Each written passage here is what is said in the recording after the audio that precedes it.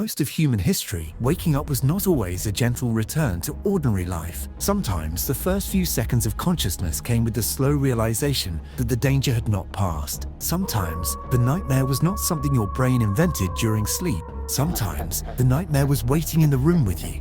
And the worst place to wake up in history was not just one place. It was any place where the first thought of the morning was not what you had to do that day, but whether the day was going to let you survive it. Imagine waking up in a Roman gladiator barracks on the morning of the games. The room is dim, crowded, and heavy with the smell of sweat. Around you, men begin to move on narrow beds. Some sit up slowly and stare at the floor. Some stretch their arms like this is just another training day. Some try to hide the fact that their hands are shaking. Outside, Rome is waking up too, but the city is not afraid. The city is excited. People are already moving toward the amphitheater. Food sellers are preparing for the crowd. Seats will fill with people who woke up that morning expecting entertainment, while you woke up knowing that your body might become part of it. That is what makes the morning so awful. It is not only that the day might go badly, it is that thousands of people have arranged their day around watching the possibility. Gladiators were not all the same. Some were enslaved, some were prisoners, and some volunteered because poverty can make danger look like an opportunity if the alternative is hunger. Many were trained carefully, and some became valuable enough that their owners did not want them killed too quickly. But none of that makes the morning peaceful. A man could know the drills, understand the weapon in his hand, and still feel his stomach drop when the day finally arrived. The barracks would have had routine. Training, meals, discipline, and rules gave the place a shape.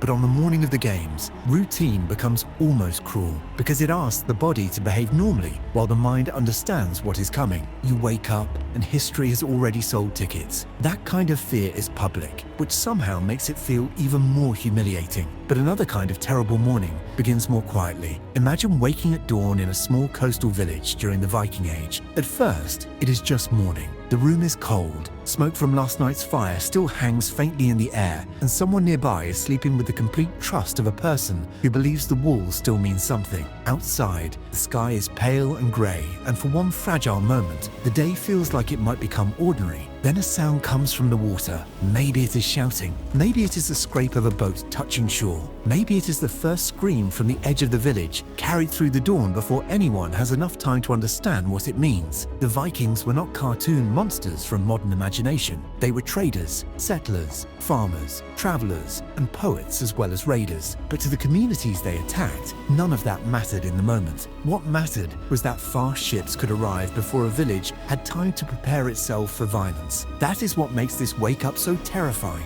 Danger arrives before explanation. You do not wake up into a battlefield where everyone has agreed that war is happening. You wake up inside your own home, in the place where your mind expects safety, and suddenly the world outside has changed faster than you can think. The worst mornings in history often had this exact cruelty. They took ordinary places and revealed how thin the protection really was. A bed can feel safe until footsteps outside change its meaning. A door can feel solid until someone stronger decides it is only wood. A familiar street can become frightening in a single morning if the wrong people arrive before sunrise. And yet violence was not the only thing that could turn waking up into horror. Sometimes the worst place to open your eyes was somewhere meant to save you. Imagine waking up in a hospital ward before antibiotics. The room is full of low human sounds. Someone coughs from a nearby bed. Someone whispers because speaking normally would require more strength than they have. A nurse moves between patients with the tired calm of a person who has seen too much and still has to keep going. You are lying under a blanket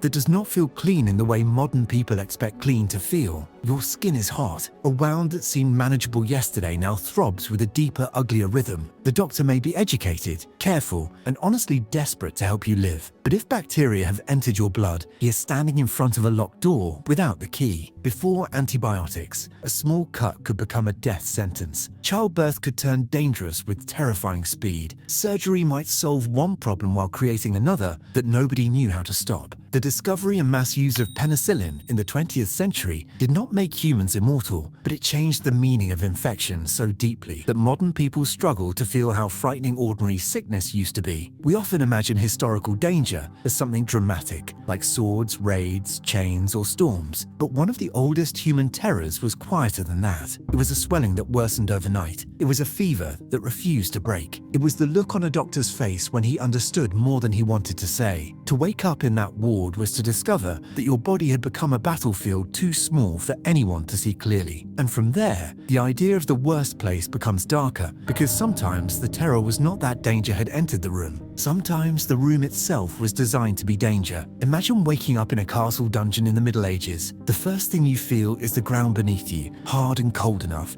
that it seems to have climbed into your bones during the night. The darkness is not the soft darkness of a bedroom. It has weight. It presses against your face, hides the corners of the cell, and makes the world feel smaller than your own thoughts. Somewhere nearby, water drips with a patience that feels almost insulting. You try to understand how long you have been there, but time does not behave properly underground. Morning is only a guess. The world above continues without you, and it reaches your cell only as footsteps, keys, and distant voices that never explain enough. Dungeon was not always the fantasy version people imagine. Medieval imprisonment varied wildly depending on place, status, politics, and money. A noble captive might be held for ransoming conditions that looked almost civilized compared to what happened to poorer prisoners. But if you woke up in the wrong cell, under the wrong lord, with nobody powerful enough to care, the dungeon became a machine for shrinking a person. It reduced life to waiting for someone else's decision. Waiting for food became part of the day.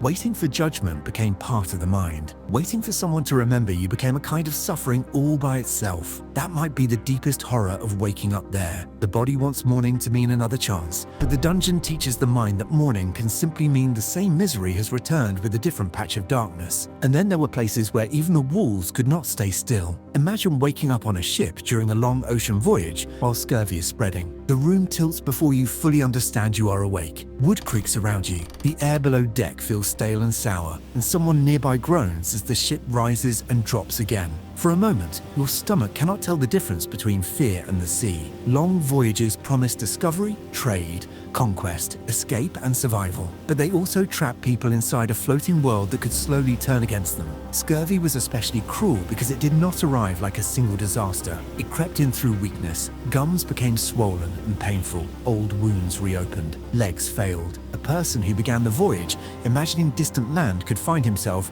unable to stand before that land ever appeared. For centuries, sailors and doctors argued over causes and cures. Fresh citrus could prevent scurvy, but knowledge moved unevenly, and large institutions can be painfully slow even when people are dying in front of them. James Linn's famous 18th century experiment with citrus is remembered because it pointed toward the answer, but the larger tragedy is how long people suffered before that answer became reliable practice. To wake up on that ship was to wake up inside distance itself. The land was gone. Help was somewhere beyond the curve of the earth. The same ocean that carried the ship forward also kept every rescue impossibly far away. That is a special kind of fear because it removes the fantasy of escape. In a village, you might run. In a hospital, you might hope. In a dungeon, you might imagine release. But on a ship in the middle of a long voyage, the world narrows to creaking wood, endless water, and whatever is happening inside your weakening body. So the worst place to wake up in history depends on what kind of fear feels most unbearable. The Gladiator Barracks gives you fear with an audience. The raided village gives you fear before your mind can organize it. The hospital ward gives you fear from inside your own blood. The dungeon gives you fear stretched across time. The ship gives you fear with nowhere to go. But underneath all of them is the same deeper truth. A safe morning is one of the most underrated inventions in human life. Not because modern life is easy. People still wake up to grief, illness, debt, loneliness, and problems that do not care how tired anyone is. But the ordinary modern morning carries protections so familiar that they almost disappear. The lock on your door is part of that protection. The medicine that can turn infection from a death sentence into a prescription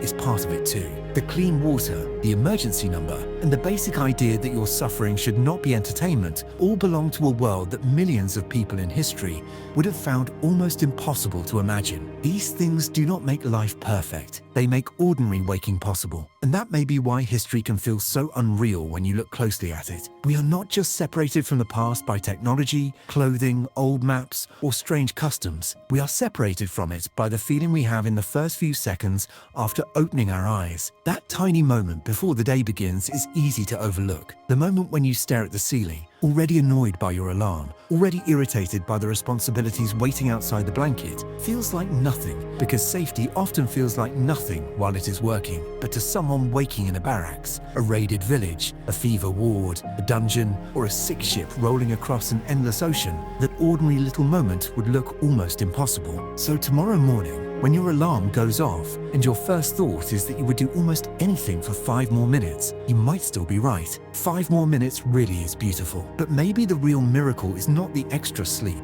It is waking up and knowing, before you even move, that the room is not your enemy.